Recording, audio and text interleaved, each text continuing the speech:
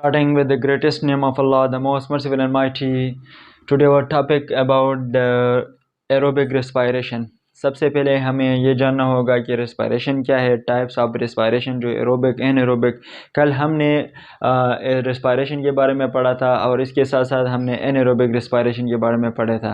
अब आज हम जो पढ़ेंगे, हमारे जो टॉपिक है, मेन टॉपिक वो है एरोबिक रेस्पायरेशन। एरोबिक रेस्पायरेशन वो रेस्पायरेशन है जो कि ऑक्सीजन की मौजूदगी में होता है और इसके साथ साथ ब्रेकडाउन फूड ऑक्सीजन की मौजूदगी में होता है। इसके साथ कार्बन डाइऑक्साइड और हाइड्रोजन और लॉस अमाउंट ऑफ एनर्जी जो है वो रिलीज हो जाता है। इसको हम कहते हैं एरोबिक रेस्पायरेशन।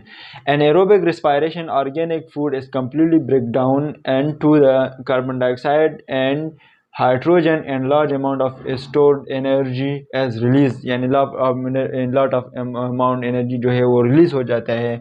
किस चीज़ में? एरोबिक रेस्पायरेशन में।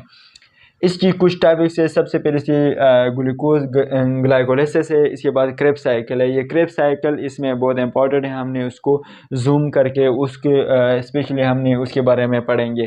ये ग्लाइकोलाइसिस ये है कि इसमें ग्लूकोज की ब्रेकडाउन होगी। ग्लूकोज की जब ब्रेकडाउन होगी इससे 2 पायरिक एसिड बनेगा, 2 पायरुवेट बनेगा। 2 पायरुवेट के बाद इसे NAD2 NADH इसके प्रोडक्शन से 2 NADH बनेगा। सबसे पहले ग्लाइकोलाइसिस में क्या होता है, देखो, ग्लूकोज की जब ग्लाइकोलाइसिस हो जाएगी, ग्लाइकोलाइसिस किस में हो जाएगी? साइटोप्लाज्म किस में? माइटोकॉन्ड्रिया में।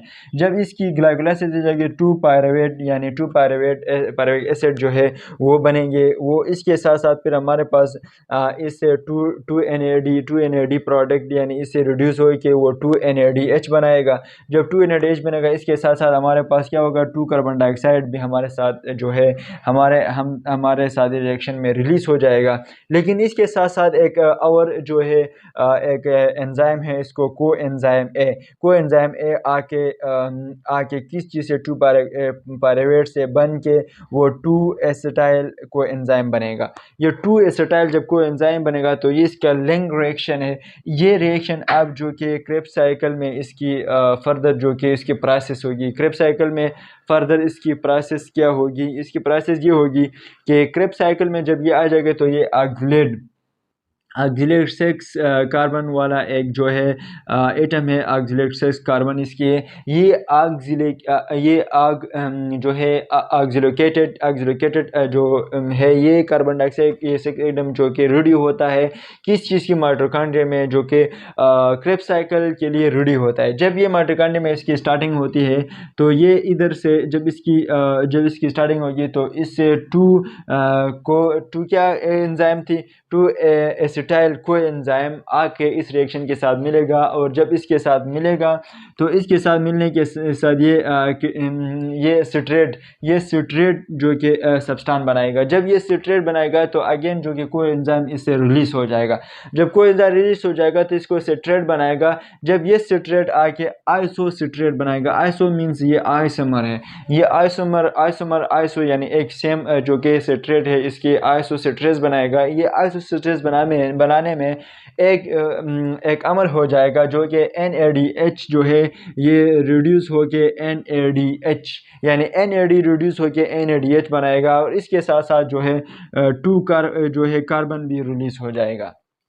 इधर तक ये जो है आइसो सिट्रेट जो एंजाइम थी, आइसो सिट्रेट बन रही थी। उसके बाद अब जो कि अल्फ़ा ग्लिट्रेट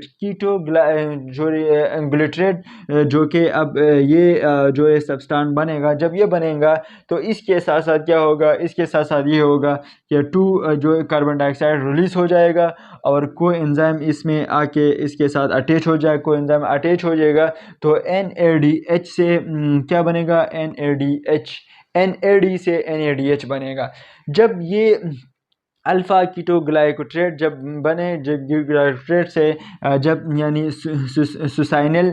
सिसाइनल को एंजाइम बनेगा। जब सिसाइनल को एंजाइम से अगेन ये जो क्या होगा? अगेन इससे को एंजाइम रिलीज हो जाएगा। जब को एंजाइम इससे रिलीज हो गए तो ADP प्लस P से एडाइन डाइफास्फेट प्लस P से ATP बनेगा, एडाइन ट्राइफास्फेट बनेगा, एडानिन ट्राइफास्फेट।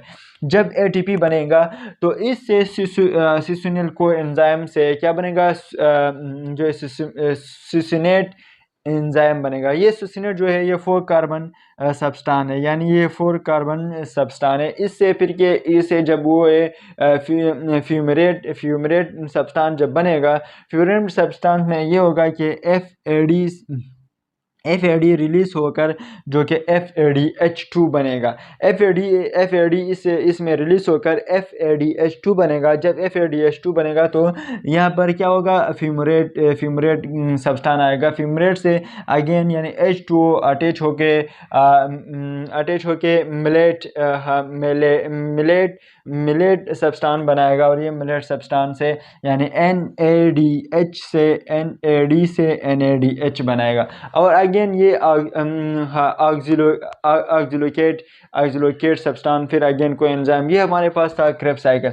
इसकी सारी इसकी जो है इसकी समरी ये होगी कि हमारे पास 2 कार्बन डाइऑक्साइड रिलीज होगा, किसमें इसके लिंक जो कि इधर जो है लिंक यानी रिएक्शन में 2 NADH, और इसी तरह क्रेब्स साइकिल में हमारे पास 30 यानी 6 प्रोटीन बनेगा।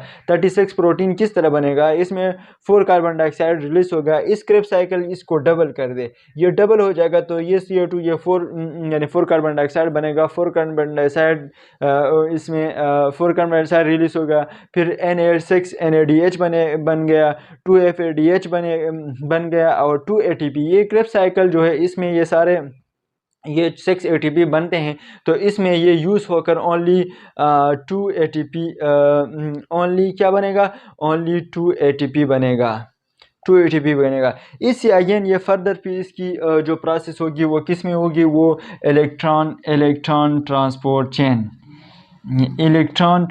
चेन इसकी अगेन उसकी जो है ये एरोबिक प्रोसेस जो है, ये क्रेब्स साइकिल प्रोसेस जो है वो अगेन ETC इसका थर्ड जो है थर्ड क्या है, इसका थर्ड जो है टाइप्स है इसकी एरोबिक की। इसकी अगेन फर्दर उसकी जो ETC यानी इलेक्ट्रॉन ट्रांसपोर्ट चेन में